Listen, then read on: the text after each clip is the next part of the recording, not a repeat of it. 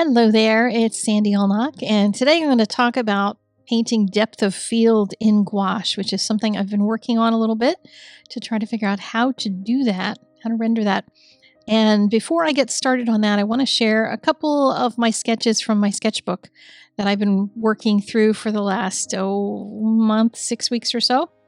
And just some of them are really terrible and some of them are okay and some are really great. I had all different ranges of success depending on how well my body felt and how it was cooperating with me or not doing so. This one on the right, I'm not really sure what was going on. The clouds are all lit from underneath and it looks a little bit better as a creek going the other direction, but whatever, sometimes stuff doesn't work out, but other times my paintings came out great. So, don't beat yourself up because every day is a new day with art. So this painting on the left, I really enjoyed that one. I'm getting into this whole looking through a forest and seeing all that blurry depth of field. I painted it again on a little canvas, and I think I like the one in the sketchbook better, although I kind of like the blue, but I think the blue is maybe a little too strong. I might rework that a bit. The painting on the right here, I was playing around with the values, trying to indicate that depth of field. So a place where the color starts to dull out. And we'll talk about that as we do today's painting. And this one was one that I've always wanted to try painting water with those little reflections on it in colors. And I did not like mine very much, but I did enjoy the phenology wheel. And this is also all in gouache. I taped off each of the sections so I could paint them in each day and tried to make them each a little bit interesting. Sometimes I added trees in them or airplanes or gosh knows what else. But it was a lot of fun. This month I'll be working on birds.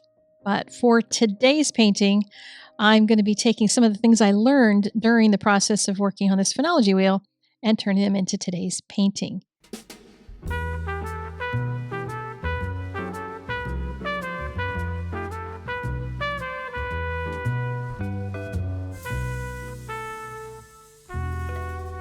So this video is actually a shortened version of a real-time video in the Sketchbook Studies gouache class. And in that class, it's already been added. So if you've taken the class already, you can just jump to the bonus lesson and be able to see the real-time video. It won't have narration, but I'll be explaining the kinds of things I'm doing. So once you've taken the class, you're going to understand what I'm talking about very easily. So I've taken some Sap Green, and I'm going to mix some white in with it as well as some black. Now, why am I doing that? It's because I want a dull color. I want that greenishness, but I want it to feel really dull. I'm looking at the color that's way up in the top of those trees, and I'm trying to figure out how to replicate that soft, blurry edge. Because when you've got a blurry edge, you need to come up with some colors that are going to transition into something lighter and lighter as it gets into that very pale sky. Now, I debated whether to put some color in the sky or not. At this point, I decided I was going to leave it white, even though the sun is white, and I kind of want to leave the sun being the whitest thing in here, but I can decide that at the end. I can always, with gouache, add the color back in later. So I've added in some of that light color around each of my blobs of the mid-tone of the green. But around the sun, I want to start adding colors that have more saturation to them. So I've mixed a yellow along with the sap green to kind of make something a little bit on the brighter side instead of having that dark color that has the black and the white that have both desaturated it. And then I'm going to throw some of the yellow and the orange on the palette just to be able to throw some sparks of color around the sun. Now, I'm not trying to replicate this exactly. You can certainly try to do that. I wanted to replicate the feel of it. I've been studying the Impressionists of late, and I just wanted to try to, in my mind, channel how they would be looking at all of this because they threw in blobs of color all the time, which I just love. So I'm kind of mixing a bunch of different colors around the sun, knowing that I can always go in and paint over something. So if you get a little too crazy with it, you can always, knock that back by putting something over top of it. But I wanted some softness, but a little bit of pops of color going on in there as well. Now I'm going to grab some more of the sap green and some more of the black because I want to mix a nice dark color for all the dark in the trees in the background. I'm not worried about all of the plants in the foreground, all of those grasses, because I really want to focus on getting the trees right because I can paint the grasses on top once I'm all finished. And if I were to have tried to draw them all in, I would have been in trouble because I wouldn't have been able to see it after all this paint was on there anyway. So I'm putting in all of these darks for the trees and leaving openings for other colors. I decided to start morphing the color into kind of a greenish brown toward the bottom, just to let the sun kind of fall into that dark area, but not making it really bright. I want to keep it dark, but just mixing the orange and the green gives me a darker brownish kind of color that's going to go with everything else, because I want a color that's going to feel somewhat seamless as it moves down across the tree and everything into the ground below. So if you squint at it, then you'll start to get the feel for what I'm looking for in this particular area of the painting.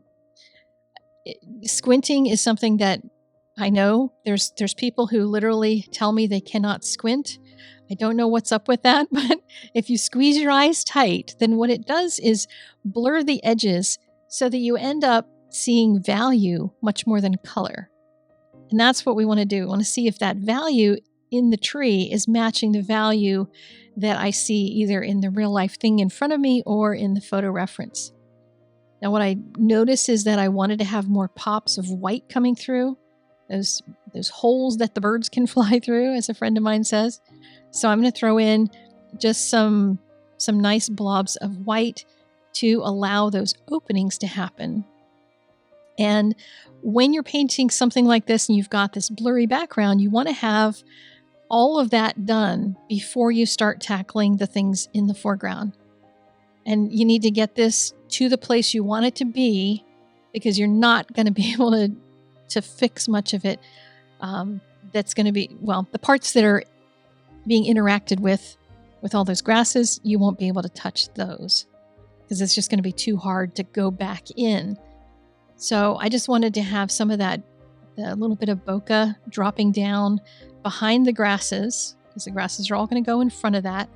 And I just did that with some dollops of the yellow and a little bit of the white, that kind of thing, just so I have those nice little colors that can peek through in some spots.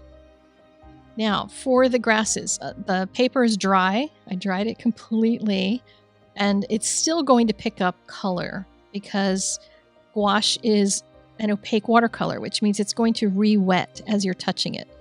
So I've got some nice thick paint, but the thick paint you'll see is going to turn my little puddle here green as I go.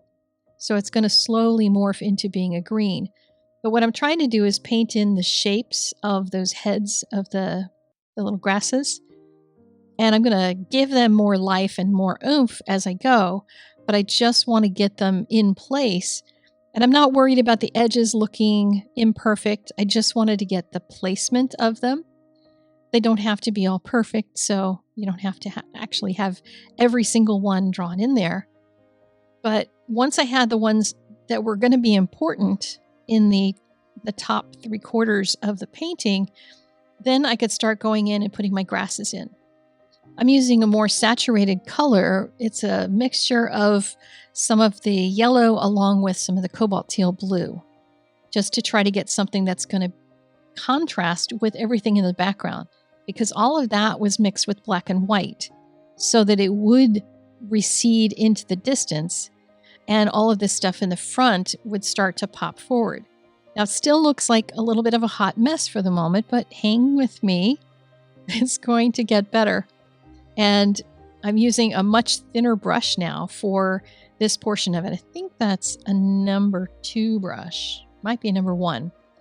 But I'm going to add some more colors in here, a little bit more of that cobalt teal blue, but also some sap green so that I can get a little darker color. And if I need even darker so that it just starts to morph in here, I'm going to throw in even more. That's with even more of the Sap Green to just keep darkening it, because I want the light to hit the tops of everything. And I don't want to have too much standing out in the foreground quite yet. I can always add more highlights. And I can also add more shadows. I can go over it. But the more times you go over it, the more you risk getting overly fussy with the painting. This is already going to be a fussy enough one just because it has so many bits and pieces going along with it. So I've mixed a really dark using the black now so I can put in some of those deep shadow types of grasses. And in addition to that, I can start using that deep shadow color to start to put more into the heads of all the grasses. And I'll just kind of go back and forth doing some of them as I go. You could just wait and do them all at once. Depends on your process and whether you like to work on one area at a time. I kind of like to work on the whole thing. And so I'm putting in those dark places on each of the heads, all of those little fussy grass heads. And I know they're black, and you don't see black in them necessarily, at least not in all of them in the photo, but hang tight, because we can, again, go over that. It's one of the things that makes gouache nice is that you can adapt it. You can change things up. So I wanted to have the darkness of that before I start adding other color, because I wasn't really sure where I was going with color. I wanted to make sure that these would actually stand out first, because I needed to be able to see them, kind of in context before I decided how much color they would need. This is an even smaller brush. I believe it is a 0. And painting some of the very fine details on just a few of the grass heads. Not trying to paint absolutely everything in, but you see it looks very outlined right now. And that's going to change because we don't want to have anything that feels like it's outlined in white. Most of those little heads have some areas that kind of melt into the background color and then have a highlight on one side or the other. And some have a little bit of highlight on both sides, but they'll have a lot more of the warm color by the time I'm done. But now I've got some of the yellowy orangey kind of color. It's like a mixture of the orange plus the green that's there. And I'm just going to paint over top of the black areas, leaving some of it so that I have some spots that are really black. And I just wanted to see how that felt. Does it feel like they have sunshine kind of hitting them and coming through them? And some of that's going to have to be carried by adding some yellow to those little white tips on them. And that very tiny brush is going to really help with that. The smaller brushes are a huge help when it comes to doing this kind of detail in painting like this. So next up is adding the sunshine. And that can be done with the yellows, with the oranges. You can do a combination of them. And as you start working on it, you'll start to see the sunshine start to light up these grasses little by little.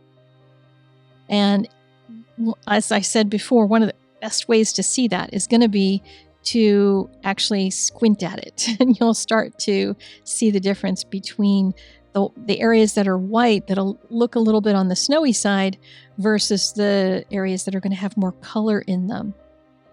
And then I'm going to add a little bit of those yellows down in the lower portion, just a few spots of them. Not really trying to get too fussy with them, but I just wanted to bring more of that sunshine in. And then I'll go in with some of the oranges and just keep going back and forth until you're satisfied with how your painting's going.